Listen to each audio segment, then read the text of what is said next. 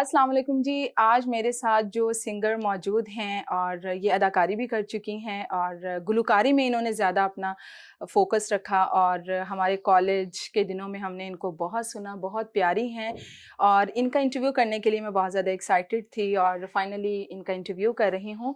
और ये हैं जी फ़रीहा परवेज़ साहिबा। और फ़रीहा परवेज़ साहिबा, अस्सलाम वालेकुम। वालेकुम सलाम। कैसी हैं आप? अल्हम्दुलिल्लाह। अच्छा, आप सबसे कैसी हैं अमरीन? मैं बिल्कुल ठीक-ठाक हूँ। सबसे पहले आप ये बताइएगा कि आपके जो फैन्स हैं मेरी तरह, तो वो जानना चाहेंगे कि इतना अरसा आप कहाँ रहीं और सुना है आजकल आप कोई प्रोग्राम शुरू करने जा रही हैं। सबसे पहले तो ये बताएँ इतना अरसा आप कहाँ रहीं? हाँ जी। अमरीन, हुँ, एक तो ये जो कोविड था ना, हुँ, उसकी वजह से एक तो बहुत मेजर हुँ, गैप आ गया और दूसरा मैं कुछ अरसे के लिए बाहर भी चली गई थी hmm, just to take a break. ठीक बिकॉज़ है। जब आप एक ही उसमें चलते रहते हैं, जैसे बहुत हुँ, सारे आपने देखा होगा जो लिरिसिस्ट्स होते हैं, जो हुँ, शायर हैं, जो गाने लिखने वाले, ये लोग पूरी-पूरी जगहों पे ही बदल कहीं और चले जाते हैं, कहीं हुँ, नॉर्दर्न एरियाज़ में, ताकि उनको अच्छी-अच्छी आमदें आएँ। सही है। So I wanted hmm, to take a break. एक तो वो भी हुँ, आया बीच में, फिर साथ ही कोविड का इशू आ गया और हुँ, फिर उसी दौरानिए में मैंने सोचा कि अगर मैं कुछ भी नहीं कर रही होंगी तो मेरा वो टाइप ही नहीं है जो इंसान बिल्कुल। कुछ ना कर रहा हो। हुँ, मैंने फिर एक बिजनेस का मामला स्टार्ट किया हुँ, और आई थिंक पता नहीं अचानक ही ये ख्याल हुँ, आया कि मैं शायद एक सैलून खोल लूं। सैलून अच्छा। खोलने के बाद फिर जो हुआ हुँ, क्योंकि ऐसे होता है ना, हुँ, लोग कहते हैं जी काम शुरू करना क्या मुश्किल है, हुँ, बिज़नेस क्या मुश्किल, हालाँकि हाँ। नौकरी ज़्यादा आसान है, कारोबार बहुत मुश्किल है अच्छा, क्योंकि वो वो मुश्किलात ज़िम्मेदारी जो है। हैं वो थोड़ा-सा आप हमें बताएँगे? सैलून बिज़नेस से रिलेटेड हाँ जी। हुँ, बहुत बड़ी ज़िम्मेदारी है हुँ, और उससे भी बड़ी ज़िम्मेदारी शायद एक हुँ, ब्रांड होने से ज़्यादा होती है। सही है। क्योंकि जब मैंने सैलून खोल लिया हुँ, और अचानक जो भी अंदर आता था, जो भी क्लाइंट अंदर हुँ, आती थी, वो आते ही कहती थी कि हमने आपका नाम देखा तो हम अंदर आ गए, हुँ, हमें तो पता ही नहीं था आप अंदर होंगी। हुँ, तो मैं वो उस हुँ, भरम में इतना मुझे खतरनाक फेस करना पड़ गया सारा मामला सही है। कि मैं अब इस नाम का पास तो रखना पड़ेगा, because hmm, people expect from you कि आप सारी जिंदगी से माशाल्लाह एक शोबिज में हैं हाँ और जी। आप गा रहे हैं, आप अच्छे लग रहे हैं, आप तैयार होते हैं, आप ऐसे हुँ, मेकअप करते हैं, वो सारी चीजें आपसे अंदर आके खवातीन रिलेट करती हैं। सही है। और मैं एक ऐसा इंसान हूँ हुँ, कि मैं थोड़ी सी ईमानदार भी हूँ, मैं सिंसियर बहुत ज़्यादा हो जाती हूँ और जिससे आई एम श्योर मुझे लगता है हुँ, नुकसान ही होता है ज़िंदगी में, मगर सही है। हुँ, उससे फ़ायदा मुझे कारोबार के हुँ, लिहाज से भी ये हो रहा है कि सिंसियरिटी ही मुझे पे कर रही है। बिल्कुल ठीक है। किस हाँ। फ़रीहा, आप जो प्रोग्राम कर रही हैं, जो आपने शुरू किया है अभी, तो उसकी थोड़ी-सी तफ़सीलात हमारे साथ शेयर कीजिए। हाँ जी। हुँ, अमरीन, जो मेजर आज का जो टॉपिक है ना, वो हुँ, होना ये चाहिए। आप आज मेरे हुँ, स्टूडियो में, मेरे सेट पे हुँ, माशाल्लाह बैठी हैं और hmm, I really welcome you, thank you thank for you. Coming over all the way. Hmm, um, ये एक basically it is a show hmm, Fariya Parvez और हुँ, आप। हुँ, क्योंकि मैं माशाल्लाह अपनी ऑडियंस हुँ, के लिए, अपने सुनने वालों के लिए, हुँ, मैं इस तरह से एक चिट चैट और एक म्यूज़िक का प्रोग्राम करना चाहती थी। हुँ, वो पूरी तरह म्यूज़िक पे बेस्ड नहीं था, अच्छा। मगर जब आप चिट-चैट करने लगते हैं, तो चिट-चैट ज़्यादा हो जाती है, हुँ, ज़ाहिर है, गप्पें ज़्यादा हो जाती हैं। सो मैं इस शो को इंशाल्लाह जस्ट टू बिगिन विद, क्योंकि हुँ, अब हमें यूट्यूब जो है, उसमें हुँ, कुछ ना कुछ तो डालना पड़ता है। तो किसी ने बड़ा अच्छा कहा है कि यूट्यूब जो है, वो एक मॉन्स्टर है, आपको हुँ। उसको हर वक़्त फ़ीड करना पड़ता है। अच्छा, आपने टीवी पर आना मुनासिब नहीं समझा, हुँ। आपने अपना यूट्यूब चैनल क्यों बनाया? अपना यूट्यूब चैनल, क्योंकि सबसे आसान काम है इस वक़्त। हुँ, अब हमारा तो मीडियम ही चेंज हो गया है। हुँ, हम तो पहले कुछ और तरह से इतनी स्पॉन्सर करा के और चैनल्स पे गाना हुँ, चलवाना है, यार ये कैसे होगा? और वो उसके बाद अब आपके पास सोशल मीडिया, आपके हाथ, आपके पास हुँ, कैमरे में सारा कुछ है। आपके पास ईच एंड एवरीथिंग। तो हुँ, सबसे पहले तो मैंने इसलिए बनाया और ठीक है। दूसरा ये भी ज़रूर एक बात है कि मैं हुँ, अपना काम खुद करना चाहती हूँ। मैं नहीं चाहती कि मैं अब दुनिया की मर्ज़ी से काम करूँ। ठीक है। और एक आर्टिस्ट जो होता है, वो ज़ाहिर है, मेरा ये ख़्याल है कि ज़ाहिर है, जब आपकी लाइफ़ में डायरेक्टर्स होते हैं, प्रोड्यूसर्स हुँ, होते हैं, तो आपको उनकी मर्ज़ी से चलना पड़ता है। चलना पड़ता है। हाँ, तो मैंने कहा कि व्हाई ये नॉट, जो मैंने सारी तब्दीली आई है, इसको किस नज़र से आप देखती हैं? हर बड़े हवाले बड़े से? पॉज़िटिव मैं इसको पैराए में हुँ, देखती हूँ, हुँ, क्योंकि अच्छा लगता है जब आप रूल कर रहे होते हैं। जब सारी जो आप काम कर रहे हैं वो आपके हाथ में है। बिल्कुल मैं ठीक है। कैसा पहनना चाहती हूँ, मैं कैसा बोलना चाहती हूँ, मैं कैसा गाना चाहती हूँ, मैं क्या करना चाहती हूँ, ये मेरे हाथ में है। मुझे अब किसी के ये कहने की जरूरत नहीं है कि यार अच्छा ठीक है चलें आप सही है, आप कहते हैं तो सही है। समझ रहे हो? तो ये जो आपका प्रोग्राम है इसमें आप खुद भी कुछ गाएंगे?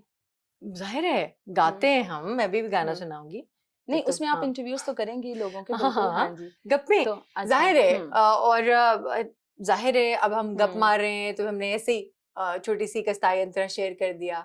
जैसे अब अगर आपको कोई पसंद है, सुनना आप चाहती हैं किसी का गाना, तो I would love to share that melody also. और जाहिर है एक सिंगर में से तो म्यूजिक ही बाहर ज्यादा आना चाहिए, मगर हर इंसान में बोलने को भी तो बहुत कुछ है, उसका तजर्बा, उसकी जिंदगी के मामलात, सब कुछ तो बड़ा काउंट करता है। और व्हाई नॉट शेयर करने का मौका जब कोई गाना भी रिलीज करने जा रही हैं? हाँ जी बिल्कुल इंशाल्लाह। अभी मैंने अब तो खैर वो भी मेरी अपनी ही प्रोडक्शंस हैं जो मैं अपने YouTube चैनल पे डालना चाहती हूँ। उसमें बहुत सारी ऐसी यादें थी, बहुत सारी ऐसी मेलोडीज थी जो कभी हम उनको तोड़ नहीं पहुंचा सके। तो उसमें मैंने अभी एक रिलीज किया गाना जो है कभी दिल से कम मोहब्बत, न हुई न है न होगी, हमें आपसे शिकायत, न हुई न है न होगी। रुखसाना नूर और अमजद बॉबी साहब, इनके साथ जब मैंने काम शुरू किया तो ये एक फिल्म की टीम थी। और सैयद नूर साहब मोस्टली जब ये फिल्म बनाया करते थे तो ये 2 फिगर्स मोस्टली मेरे साथ होते थे रिहर्सल्स में। अमजद बॉबी साहब ने मुझे बहुत बहुत प्यारा गवाया, उन्होंने ही मुझे फिल्म में गवाया। उन्होंने कहा कि मुझे तुम्हारी कल्चर टोन जो है हमारी पाकिस्तान में कम होती है, और वो ज्यादा उर्दू काम करते थे, तो इसलिए उन्होंने कहा कि मैं गवाऊंगा। वो टीम बन गई, उसी टीम से एक प्रोग्राम तश्कील हुआ जिसमें हमने ये गजल बनाई। तो रुखसाना ने ये अस्ताई मेरे लिए लिखी और ये अस्ताई अंतरा बन गया, मगर ये पूरा कंप्लीट नहीं हो सका। सो अब जाके मैंने इसको, एक मेरे बहुत बड़े अच्छे लिरिसिस्ट हैं इंडिया से, राजीव राणा उनका नाम है, उन्होंने इसको कंप्लीट किया। दो अंतरे उन्होंने बहुत खूबसूरत लिखे आगे। एक मैंने वो भी गजल की है, एक मैं भी इंशाल्लाह फैज साहब की बड़ी प्यारी छोटी सी बहर की गजल करने लगी हूँ। इसके बाद जाहिर है अब ये शो इंशाल्लाह चलेगा, फिर इंशाल्लाह हम, इट्स बेसिकली फॉर्मल पॉडकास्ट। बिल्कुल और ऐसे ही है बस। और देखे ना आज आपसे मेरी मुलाकात हो गई मेरा, और मजेदार बात यह है कि जब कोई सवाल करता है तो वो खुद ही भूल जाता है उसने सवाल क्या किया था। मैं इतना लंबा जवाब दे देती हूँ और मैं खुद ही भूल जाती हूँ कि सवाल था क्या। अच्छा, आपने अभी वो फिल्मों की बात की है, एक्टिंग भी आपने की, तो एक्टिंग के बाद आपका सिंगिंग पे ज्यादा फोकस रहा, तो इसकी क्या वजह रही? एक्टिंग आपने हादसाती तौर पर कर ली थी या क्या था वो, थोड़ी तफसीलात बताएंगे? फैमिली सारी शोबिज में थी। आरिफा मेरी कज़न है, खाला की बेटी है, आरिफा की अम्मी ज़ाहिर है, मेरी एक और खाला रेहाना सिद्दीकी, फिर मेरी जो बहुत ही माशाल्लाह नामी खातून है नाहिद सिद्दीकी, कथक क्लासिकल पूरी दुनिया में माशाल्लाह। उन सब के होते हुए एक ऐसी फैमिली में जो बच्चा पैदा होता है, उसके लिए कोई भी चीज़ का ये नहीं होता कि मैंने एक्टिंग करनी जानी है, मैंने ये गाना गाना है, उसके लिए ये नहीं होता। उसके लिए पहले से ही एक माहौल सेट हुआ होता है। बिल्कुल। और इसीलिए मैं उसी माहौल का हिस्सा थी। तो कई दफा ऐसा होता था कि अगर आरिफा बिजी है तो आरिफा की मदर जो थी तरत सिद्दीकी, तला जन्नत में जगह दें उन्हें, वो कहती थी यार बेटा आफी की तबीयत ठीक नहीं है तो आओ हम एक ये ड्रामा, थोड़ा सा ड्रामा था, एक अशफाक साहब का एक प्ले है, बल्कि वो मेरा काफी चला भी आजकल रिसेंटली, ख़याम सरदी साहब उस क्लिप में मुझसे पूछ रहे हैं, उसने कहा कि बड़े प्यारे 3-4 स्टूडेंट्स बैठे हुए, तो वो जाके जरा you should be a part of it. Rehana aunty उसमें क्योंकि ख़याम साहब की अम्मी का रोल करी थी, तो इस तरह से कॉल्स आती थी। उस वक्त ये नहीं हो रहा था कि, और उस वक्त ये भी नहीं था कि मैंने भटिया मैं मशहूर हो गई छोड़ू, ये नहीं था। फन था। खलील अहमद साहब मिल गए, आंगन आंगन तारे हो गया शुरू, छोटी छोटी चीजें मैं साथ साथ करती नहीं, वो साथ साथ तो करती रही, लेकिन लोगों ने आपको पसंद भी किया, तो आपको क्यों नहीं लगा कि मुझे एक्टिंग को भी, कई लोग ऐसे हैं जो एक्टिंग और सिंगिंग को साथ लेकर चलते हैं। हाँ, क्योंकि मुझे ऐसे कभी भी नहीं लगा कि एक्टिंग मेरा काम है। मुझे लगता है कि एक्टिंग एक बहुत मुश्किल काम है, एक्टिंग में बहुत रूप धारने पड़ते हैं। और फिर मुझे एक ड्रामा मिला जावेद फाजिल साहब कि वो जिंदगी का एक ड्रामा था, घर गलियां और रास्ते, और अब्दुल कादिर जुनेजो साहब ने लिखा हुआ था। अच्छा। मैं उसमें एक ऐसी हिस्टीरिया की मरीज एक बच्ची है जिसको उसके बाप ने घर में कैद किया हुआ है। मैं गलती से चली गई तलत आंटी के पास। मैंने कहा कि मुझे तो ये कैसे होगा, ये कैसे होता है कि वो लड़की मर्जी से हंसती है, वो मर्जी से रोती है, वो उसको अजीब सी वो बातें करती है, अजीब से डायलॉग्स बोलती है। तो उन्होंने मुझे कहा कि हाँ तो रोना क्या मुश्किल काम है, कोई बात नहीं, तुम डायलॉग्स याद करो, टोन्स इसमें पॉजेस लगाओ, सब कुछ। और उन्होंने यूं यूं करके कुछ किया मेरे सामने, और उनकी आंखों से ना ज़ारों कतार आंसू गिरना शुरू हो गए। अच्छा। हल्की सी उनकी भमों को जुम्बिश हुई। दैट वाज द डे जब मैंने ये सोच लिया कि एक्टिंग मेरा काम नहीं है। अच्छा। ये बहुत बहुत जाहिर है, मौसीकी भी कोई छोटा काम नहीं है, गाना भी बहुत मुश्किल काम है। यस, बट आपके अपने अंदर आप ईज किस चीज की है।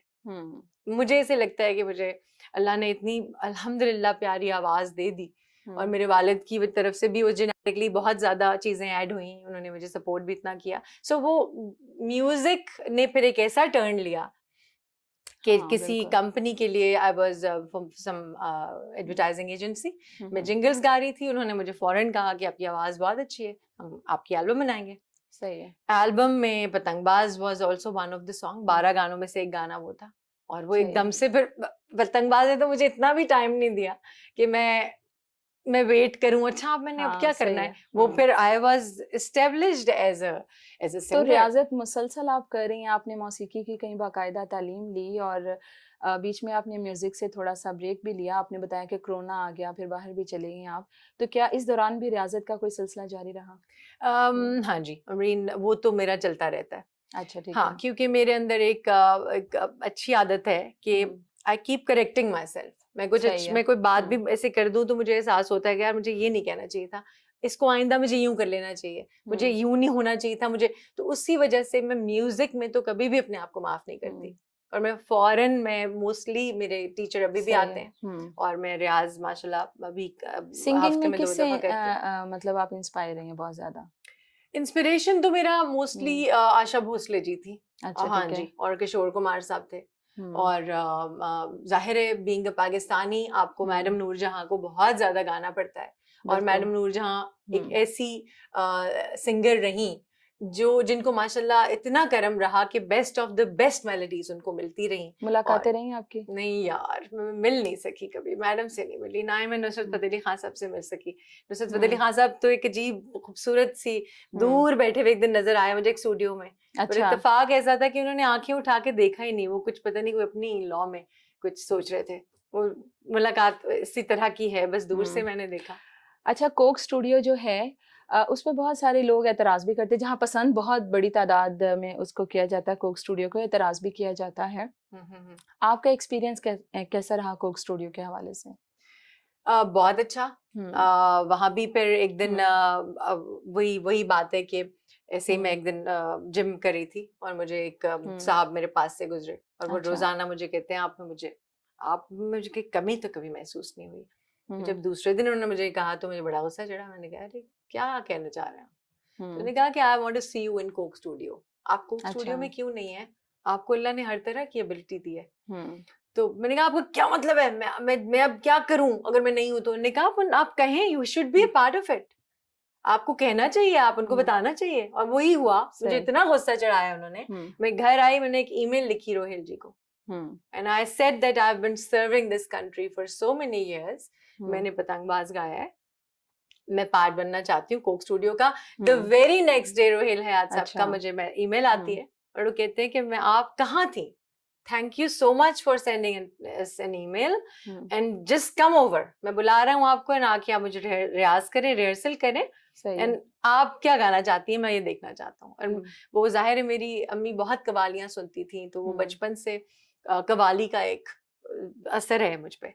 तो वो मैंने जोगी दे नाल सबसे पहले सुनाई उनको। उन्होंने कहा कि हम करते हैं, यही करेंगे। अच्छा फरिया, ये बताइएगा कि म्यूजिक के फ़रोग के लिए ये जो कोक स्टूडियो प्लेटफॉर्म है ये कैसा है? और जैसा कि मैंने आपको पहले कहा कि बहुत सारे लोग एतराज़ भी करते हैं, उनका ये कहना है कि बहुत सारे लोगों को मेरिट पे यहाँ पर नहीं लिया जाता, तो ये सारी सिनेरियो किस तरह से देखते हैं आप? देखिए जो जो लोग ये कहते हैं कि मेरिट के लिहाज से नहीं लिया जाता, वो बात फिर वही है। प्लेटफॉर्म तो ये बहुत अच्छा है, शुक्र है हमारे पास कि एक ऐसा प्लेटफॉर्म है जो पूरी दुनिया में सुना जाता है, इंटरनेशनल लेवल पे जाते हैं हम उसकी वजह से। और उसकी वजह से ही तो इंडियंस को ये हो जाता है कि यार क्या क्या टैलेंट है इनके मुल्क में, वरना कैसे पता चल सकता है। मेरा ख्याल है कि सारे पाकिस्तान से बहुत बहुत ऐसे एरिया से भी आर्टिस्ट उन्होंने चूज किए हैं जो हमने कभी तस्वर भी नहीं किया था सुनने का। सो मेरा ये ख्याल है इस तरह के और प्लेटफॉर्म्स होने चाहिए। ये जरूर है कि उस वक्त इतना लोडेड होता है जब भी आप बना रहे होते हैं कोई ऐसा शो, जब एक कोई प्रोड्यूसर इसको तख्लीक कर रहा होता है, तो वो उसके लिए मेरा ख्याल है ये मुश्किल होता होगा चूज करना कि मैं क्या करूं और कैसे करें हमारे, क्योंकि वसाइल तो महदूद हैं ना। हाँ जी बिल्कुल है। सो बड़ा अच्छा प्लेटफॉर्म है यार। अच्छा, ड्रामों के ओएसटी गाने का कोई इरादा है, कोई आपके पास ऐसी ऑफर है, या लेट्स से आपको कोई एक्टिंग की ऑफर आती है फिर? यार एक्टिंग तो नहीं अमरीन। अच्छा। हाँ, मेरा कोई इंटरेस्ट नहीं है एक्टिंग में, सच्ची बात बताऊं। ठीक है। अगर बड़ी मुझे आ गया उसका भी कोई, तो शायद मैं ट्राई कि मैं खुद ही को कुछ अपना ड्रामा बना लूं, क्योंकि वो पूरा का पूरा वो चेंज करने वाली बात है अपने पूरे माहौल को। फिर आप उससे जुड़ जाते हैं। अब तो खैर किसी भी चीज का स्पैन इतना नहीं रह गया, थोड़े दिन में हर चीज भूल जाती है। मगर एक्टिंग का तो नहीं है अभी कोई। ओएसटीज की जब माशाल्लाह ऑफर आई है, तेरी राह में रुल गई, एक मैंने ओएसटी किया था, वो बड़ा चला। जो मैंने गाया है अल्हम्दुलिल्लाह। आजकल किन गुलकारों की गुलकारी से आप बहुत मुतासिर हैं? आजकल अच्छा, आई थिंक आसिम अजहर बड़ा अच्छा गाते हैं। अच्छा ठीक है। हाँ। और हम इधर से और बाहर चले जाएं तो मुझे अभी फिलहाल सच्ची बात बताऊं, काफी अरसे से एक अजीब सी बात है कि म्यूजिक की फील्ड में कोई आवाजें उस तरह की आई नहीं है। हालांकि इतना लंबा गैप था। अभी I was busy for 6-7 years, तो उन सालों में इसकी क्या वजह आप देखती हैं? बात वही आ जाती है, फिर प्लेटफॉर्म पे भी आ जाती है, सीरियसनेस के ऊपर भी आ जाती है। हम करना तो सारा कुछ चाह रहे होते हैं, मगर हम नजर कैसे आएंगे? अब तो वक्त चेंज हो गया, अब स्पॉटिफाई का जमाना आ गया है, और स्पॉटिफाई में अब हम जो भी करना चाहें इज जस्ट लाइक कि जैसे यूट्यूब एक वीडियो फॉर्मेट में आपके सामने आता है, स्पॉटिफाई ऑडियो, यूट्यूब का ऑडियो समझ लें आप उसको। तो अब हमारे पास वो चीजें तो हैं, मगर मेरा ये अभी भी ख्याल है कि अभी भी कहीं खवातीन को इस फील्ड से दूर रखा जाता है। अच्छा। हाँ, और इस वजह से भी जाहिर है फिर वो एक्सप्लोर हम नहीं वो कर पाते इस फील्ड को। मुझे अभी भी ऐसा लगता है, ये जो हम विमेन एम्पावरमेंट की एक कहानी चलाते हैं, आपको फिर भी कहीं ना कहीं अपने मुआशरे के लिहाज से चलना पड़ता है। इसलिए मेरा ख्याल है कि हमारे यहाँ अभी भी लड़कियां इस फील्ड में कम आती हैं। सोशल मीडिया से भी आप दूर नजर आती हैं, आप इवेंट्स में भी नजर नहीं आती हैं, और सोशल नहीं है आप, इसकी क्या वजह है? अमरीन, उसकी कोई खास वजह नहीं है। मेरा ख्याल है कि मैं अब उस लीग में से निकल गई हूँ जिसमें आप दिख के ही आप कहीं नजर आएंगे, तभी आपको काम मिलेगा या तभी आप कुछ कर रहे होंगे। मैं उस सोच में से बाहर आ गई हूँ, और एज आई टोल्ड यू, मैं इतनी सिंसियरिटी से ये चला रही थी, 2-3 साल माशाल्लाह सैलून को हो गए हैं। आज जिस जगह पे पहुंच गया है, ये सिर्फ इसलिए पहुंचा है कि मेरा फोकस ज्यादा वहां था, और मैं अब कंफर्टेबल भी वैसे फील कर रही हूँ इस तरह बहुत ज्यादा, क्योंकि जब आप पिक्चर के अंदर खड़े होते हैं आपको उस वक्त वो चीज उस तरह से नजर नहीं आती, जो आप बाहर खड़े होकर जब देखते हैं तब आपको जैसे वो चीज नजर आती है। सही है। फरिया, जो शोबिस के लोग होते हैं उनके बारे में अमूमन ये तस्वुर किया जाता है कि जैसे वो उनको घर के काम नहीं करने आते होंगे, खाना नहीं बनाना आता होगा, दिस एंड दैट। आप क्या बताएंगे, फरिया को क्या क्या करना आता है? अमरीन, मुझे माशाल्लाह सारा कुछ आता है अल्हम्दुलिल्लाह। मुझे कुकिंग का भी बड़ा शौक है, बहुत शौक है, और मैं माशाल्लाह वो पक भी मेरे से अच्छा जाता है। अच्छा। और मुझे घर को साफ रखने का, हर चीज को अपनी जगह रखने का, उसको सजाने का बहुत शौक है। ये भी बहुत मेजर रीजन है कि ये जो आप इतना लंबा एक गैप और म्यूजिक से या फील्ड से दूर रह सकते हैं, उसकी ये बहुत बड़ी, उसमें ये बड़ी इसकी रीजन है कि अगर मेरा यहाँ इस तरफ इंटरेस्ट ना होता घरेलू साइड पे, तो मैं अवे ही ना कभी हो पाती। सही है, बिल्कुल सही है। फरिया, आपका फेवरेट सॉन्ग अपना ही कौन सा है, वो आप हमें गाकर सुनाएं। ओके ओके, अभी अजी ठुमरी की बात हो रही थी तो मैंने कहा थोड़ी सी भी मैं वो शेयर करती हूँ।